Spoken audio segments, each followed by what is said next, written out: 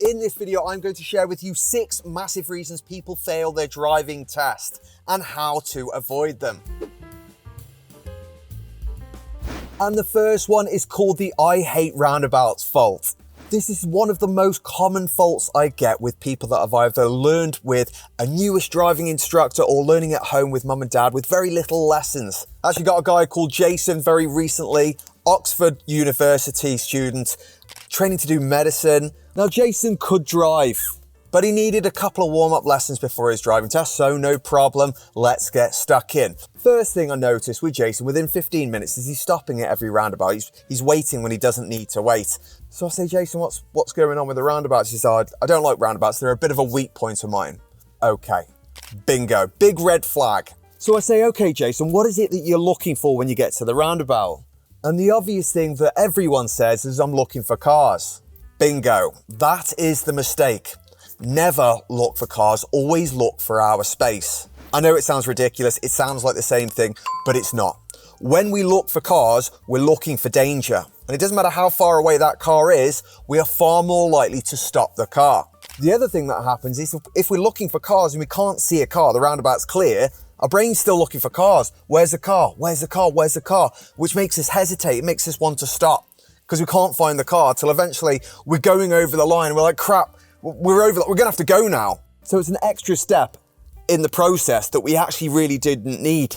I always think of it like a recipe, you know, when you're baking, you're making a cake and you get things like, let's sieve the flour for half an hour. Do we really need to sieve the flour? Or could we just skip that step and just bang that flour in there? I'm more of a throw the flour in there situation rather than sit there sieving flour for ages. But if you're a baker, you might be watching this and tell me that's a really bad idea. Here's a quick example anyway. You can tell when someone's approaching a roundabout and looking for cars and not for space, because as they get to the roundabout, they'll start slowing down and they will already be preparing to stop. And then we'll be looking, there's a car there, so I need to stop. Okay, there's another car there, I need to stop. And the fact is, there might have actually been space for a car there. So after this car, actually, if I look, he's in the other lane, which means it doesn't matter if there's a car there, there's a space for me to go.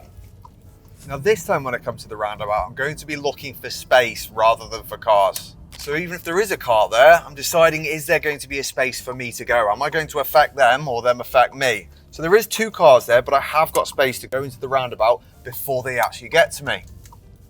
This looking for space and not for cars is a massive chunk of your driving. And it's a really easy practice. You just need to find 2 or 3 roundabouts that you can go around repeatedly for half an hour and just keep making sure that as you get there, you remind yourself, look for space. Is there a space? Is there a gap? Every time you think, oh, I've stopped, ask yourself why. And just keep practicing until you are super confident. Every roundabout should not feel like a lottery ticket. Am I going to make this? That's bad. That's bad for you and it's bad for your confidence, which means it's going to be really bad for your driving test. So practice this until you feel confident at the roundabouts and you will be fine in no time. Second one is blind spot checks. Now I thought I'd share this one with you guys because it comes up all the time. I'm started teaching a girl. She's only having a one-off lesson or 2 before a driving test. Up to now, she's been taught by parents. Parents are fantastic. They are free. They are great. They can drive. They just sometimes miss the odd thing that driving instructors will share with you because driving instructors have a lot more experience with teaching. Normal. Now Missy had already been on a driving test and she's already failed one for not checking a blind spot after an emergency stop. Really common thing that happens all the time. If someone says to me, I failed an emergency stop, I'm going to know straight away it's because they haven't checked their blind spot when they pulled off. So I'm really going to break down blind spots and when to check them because it's a bit of a minefield situation. You say the word blind spot and people are like, whoa! I'm going to share with you what we mean by a blind spot check and when we should check them. So first of all, there are 2 types of blind spot check. You have a full blind spot check, which is where you're looking over your shoulder right behind you out this back window here. I'm checking the right shoulder blind spot. And there's no one there. So anytime that you're parked on the side of the road, we need to just check over our shoulder. Just like that. If you do that, you're not going to get marked down for a blind spot check. Now, not checking your blind spot is highly likely to be a serious fault. If the examiner's really nice, they might give you a one-off chance to pull you over a few more times and double check that you're checking it, but I wouldn't count your chickens on it. Now, the main times that you're going to need to check your blind spot are 1, when you're doing an emergency stop, and 2, when you pulled over on the side of the road. When you've done your emergency stop, think about where your positioning is going to be with the car. You've just emergency stopped, so you're not parked, you're in the middle of the road. Which means if something was coming up behind you, electric scooter, motorbike, push bike, would they have room to get either side? If the answer is yes, which is going to be, you need to check all around the car. In which case, you're going to need to do a blind spot check on the left side, looking around, and on the right side. Basically, over both shoulders. If you pulled up on the left, parked on the side of the road, you're only really, most of the time, going to need to check over the right shoulder. Like so. This is because, well, what have you got on your left? A hedge? A wall? If there's nothing there, what's the risk? If you think you need to check over your left shoulder, then do. But if you're next to the curb or next to nothing, then there's no risk of anything being there. When you check your blind spot, think about how long it could take for a car to appear from down the road and in your blind spot. What my point is if you haven't checked your blind spot for say 2-3 seconds, if a car could have got there, you need to check it again if you haven't already pulled off. The only other high risk situation that we have to check the blind spot is when we're changing lanes or when we're entering from a slip road onto another road. And this again is just because, imagine if we're going down the road in one lane doing 50 miles an hour and another car is overtaking you in the next lane and they're doing 52 miles an hour because they're trying to stick semi to the speed limit. How long are they going to be sitting right next to you in your blind spot? And then you decide you want to change lanes and you check your mirror and you can't see anything here. What's going to happen? Well, you're going to end up in the side of another car, and that's not what we want. Now, saying that, what we don't want to do when we're driving at 50, 60 miles an hour is be turning the round like this. Because we're looking backwards when we're driving at 50, 60 miles an hour. That's not a good idea, especially as you're going to be holding the wheel, and it's going to make you want to pull the wheel and turn as you're looking behind you. So again, not a great idea. If you do it, you're not going to get marked down for it. I sometimes like to look over my shoulder a bit when I'm driving, and that's fine, but it's not highly recommended and you don't actually need to. What you're much better off doing is turning your head 90 degrees here. Now, if you can't see anything here at the corner of your eye in this vicinity here, you're absolutely fine. That's good enough. And if you're thinking, well, Josh, how much do I actually need to turn my head? Imagine you've got a parrot sitting on your shoulder. Turn your head 90 degrees as if you're giving the parrot a little kiss. What? That would be plenty. What we don't really want to risk when we're driving very fast is turning right round, turning the wheel with us, and then drifting across all the lanes. Tip number 3, not driving like a learner. And I know this might go against everything you feel like you've been taught up to now, but bear with me. Think about when you've been in the car with mum or dad or someone else and they come up to a learner. You know, there's a learner in front. What do they say? What do they do? What do they want to do? They probably want to get round that learner and get away from that situation as quickly as possible. Why? Because they're driving slow, they're being unnatural, they're making mistakes, they're just being a bit of a nuisance. And that's okay, because when you're learning to drive, you've got to, everyone's been there's nothing wrong with that. But our aim isn't to continue driving like that. Our aim is to join everyone else and drive as normally as we can on the road. To give you a bit of an example, one of my learners, Sam, really good driver, he went for his driving test and he drove really cautiously around his whole driving test, okay? So every 30 mile an hour road, he's doing 20, 25. Every 60 mile an hour road, that's safe to do 60, he's doing 35, 40. You know, he's being cautious, being super safe. And unfortunately, that's not okay, because you're causing hazard to other drivers. You're making them want to overtake you, and you're just needlessly being really slow. And you're not being a team player on the roads. And so unfortunately, Sam failed his driving test for repeatedly going too slow throughout his driving test. The problem was, Sam then went to his next driving test, and because he failed for going too slow, what did he try and do? Try to go at the speed limit on every single road for the whole frigging test. And then we get into some parked cars, and you know, with that far from the parked cars, you're trying to do 30 miles an hour, and I'm sitting in the back thinking, oh my God, Sam, what on earth are you doing? Got back to the test centre, and the examiner says, congratulations, I passed, and he saw me looking gobsmacked, because I was like, what on earth, how have you managed that? I said, well, I did think that, I've let him off though, because the rest of his driving was perfect, and I thought, fair play, most examiners wouldn't do that. Okay, so what I'm gonna do now is I'm gonna demo for some different roads for you. Some roads where we want to keep up with the traffic and some roads where we can identify there's some hazards and actually going at the speed limit wouldn't be safe. Because that's what it's all about. It's about you identifying when it's safe to keep up and when it's safe to actually just choose the speed that's safest for the road. Now I'm on a 30-mile-per-hour road here. If I'm driving super cautiously, okay, this is doing 22 miles per hour. How do you think these cars around me are going to be feeling? Does this seem normal to you, like a normal driver? No, it's just going to upset people. It's going to make them annoyed and want to overtake, just like this woman's wanting to do right now. We don't want to do that. We want to be at the normal speed. We want to be keeping up with the cars. And on this road, nice open road, clear ahead, nothing there. We want to be trying to stay at keep the flow of traffic, which is 30 miles per hour. Okay, now we're entering a 40 mile per hour road here. Now I've got two options. I can carry on at 30. Yeah, that's what a typical learner would do. They'd stay around 30. Yeah, there's two lanes. Or I could speed up and be a normal driver. I've checked my mirrors, getting my speed up. And there we go. Now I'm keeping up with the traffic. I'm acting like a normal human being, like a normal person on the road. And it's okay if you're not comfortable with it, but that shows that that's something you need to practice, and keep practicing until you get comfortable with it. All right, lanes are changing here. I'm checking my blind spot before moving across. We don't just move across without that blind spot check. And as I mentioned before, when you do your driving test, you're on a real road. You know, this isn't pretend time. You're on there with real drivers, real people trying to get to work. So you have to try and be as real as possible, be as comfortable as possible, and act as normal as possible. When I drive round with my L plates on, which I always do, I never take them off. People don't try and overtake me all the time or do anything stupid around me. Why? Because I'm driving like a normal person. They can tell I'm not a learner, and if I am a learner, then I'm a very good learner. I'm definitely ready for my driving test because I'm not slowing everyone down. There's no need. It wouldn't be safe for them to overtake. There's no point.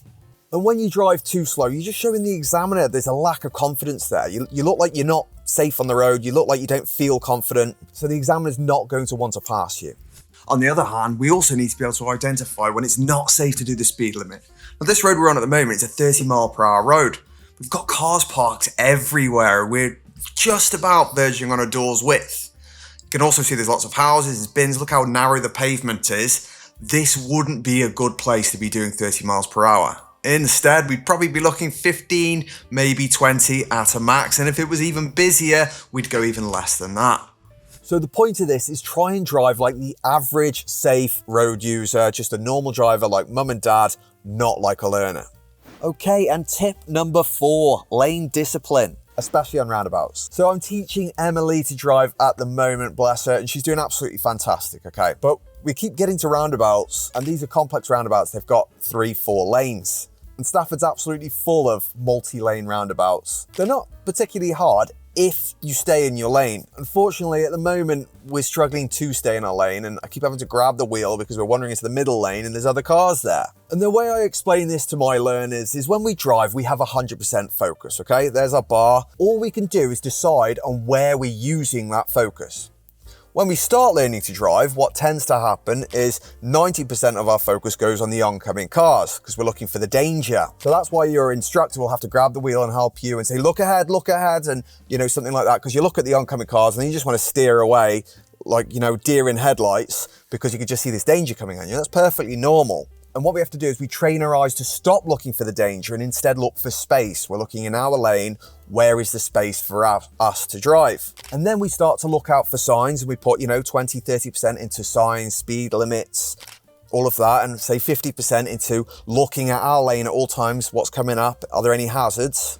And then we might put about 10% into our positioning on a normal road. We're driving down the road, we're nice and central, we've got about 1 meter on each side, and we don't need to focus too much. It's fairly easy to stay fairly centered. The problem you've got is when you end up coming to the roundabouts or junctions and there's 2-3 lanes. Because what happens is when the lane splits, they're expecting you to slow down and focus more on your positioning. And instead of having 1 meter on each side, you might only have, say, 10, 20 centimeters on each side, which means if you're not really hugging the side that you're on, the line that you're next to, you're going to end up straddling across 2 lanes. And if there's another car there, or a bus or a lorry, it's going to be a very sad day for everyone. So what we have to do is when we get to the roundabouts or junctions where there's multiple lanes is we have to really focus, put some of that focus into staying in our lane. Now, the other problem with that is when we're learning to drive, we often think that we're sitting in the middle of the car here, when we're actually not. We're sitting over here, which means it's very difficult for everyone, not just you, everyone, me, mum, dad, to try and work out what the hell, how much space we've got with this other giant chunk of car on our left. So when we're in these very tight lanes where there's not a great deal of room on either side of us, is we use the closest part of the car to guide us. And that way, if we're really close to our side, it's going to be far easier. We're going to know that the other side of the car is in there, if that makes sense. So imagine we're coming up to the roundabout and we're in the right lane, we're hugging the right lane and we're next to the white line or the curb. All we have to do is keep our car as close as we can to the white line or to the curb on our side. And that's going to mean that we stay inside our lane rather than accidentally rocking up into the middle lane. And if you're in the very left side, very left lane, we can hug the white line just to make sure we're inside it on our side, and that way we're going to be safe away from all the other cars. Now, the main place this normally does happen is when we're actually turning right. So we're in the very right lane of a choice of 3 lanes, for instance, or when we're turning right into a side road using a protected lane. We often end up straddling 2 lanes and not quite getting in there properly. If you do have your driving test coming up, all of this information you'll find inside my online driving course. You can find it at joshuadrivinginstructor.com. It's got everything that you need to actually pass your driving test, whether you're learning to drive. It's going to save you a fortune on driving lessons. Whether you're learning to drive or you've been driving in another country and you need to redo your license in the UK, absolutely perfect for what you need. And moving on to tip number 5, and this is all about adjusting your speed with changes in speed limit. This doesn't just mean slowing down correctly, it also means when to speed up correctly. So the first thing we need to make sure we're doing is actually spotting the sign. If you're not spotting the speed limit signs, you need to focus more on your awareness. All right, you're going to really struggle to pass your driving test if you aren't seeing signs, and that's something you can practice. It's just play a game like spot the sign, and while you're going out, while you're driving, just make sure that you have seen every single sign, especially if it's a circular sign, it's an order, meaning you cannot miss it. This has to go at the top of your awareness pyramid, what you're seeing. The next is actually knowing what the signs mean. Now, you've got 2 types of speed sign. You've got the little ones that are often on the side of the road. These are called repeaters. These are just reminding you of what the speed limit is in that zone. So if you're going down the road and you see a repeater and it says 30 miles an hour, it's just reminding you this is still a 30 miles per hour, or this is still a 40 mile per hour, or still a 50 mile per hour. You often get these when it's a 40 or 50 mile per hour. You don't so much get 30 mile per hour repeater signs because this is the typical common speed limit in England, particularly in residential areas. Instead, they just have street lights and just expect you to know if there's street lights and no signs, it's 30 mile per hour. Now, if you see 2 large signs, one on either side of the road, much bigger than a repeater, this is showing you this is a new zone. So for instance, if you see in the middle of the road, on both sides of the road, a 30 mile per hour sign like this means the zone you're currently in can't be 30 miles per hour. You wouldn't get a new zone sign if the speed limit is the same. It must mean there's a change in speed. Now, that new zone starts from where those signs are. So in this situation, we're driving around, we're exiting the roundabout, we go through the traffic lights, and what's the first thing we notice? 20 mile per hour sign. Now, you need to be at 20 miles per hour right now before you reach that 20 mile per hour sign on the road. If you're already there and you're still doing 30, you're now breaking the speed limit. Now, don't get me wrong, if you're going a couple of miles over, it's not going to be the end of the world at all. But if you're going anything close to 5 miles per hour, that's a big old chunk in a 20 zone. That's like 25% over the speed limit. And the final one is not responding correctly to traffic lights. And I'm coming across this a lot. And it's particularly when people are turning right, either on a crossroads or just a right turn with traffic lights. Because they've sort of got an idea, but when you're there in the moment and you haven't really practiced it much, it catches you out and you're a bit in the moment, you freeze up and you end up panicking and braking. And that's not always a good thing. So I'm going to explain to you exactly what I mean and exactly how to avoid this. Now, the first golden rule is we never wait behind a green light. You normally find that this happens when you get to the traffic light and it goes red and you're the first car. And then when the light goes green again, you sit there for a second because you can see there's oncoming traffic and you're thinking, oh my God, what do I do? Do I wait or do I go? The problem is when you do this, the lights are eventually just going to go red again and you're still going to be waiting behind red lights. Instead, what you always do is if the lights are green, provided there's space to wait in the middle, you go through the traffic light and wait in the middle. This even means if there's a yellow box, you're allowed to wait inside a yellow box if you're planning to turn right and your exit is clear. That doesn't mean you can't wait in the middle for oncoming cars. Once you're in the middle, what are you looking for? You're looking for space.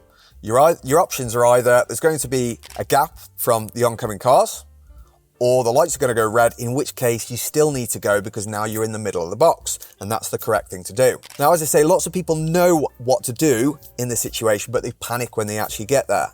So rather than, again, having this as a lottery ticket and hope for the best, am I going to get lucky on this one? Practice it until it becomes instinct. It needs to be, I know exactly what I'm going to do here on my driving test without an issue. So if you're not sure about this, make sure you practice, find a junction with right turns, and just keep doing it over and over until you're comfortable with exactly what's going to happen.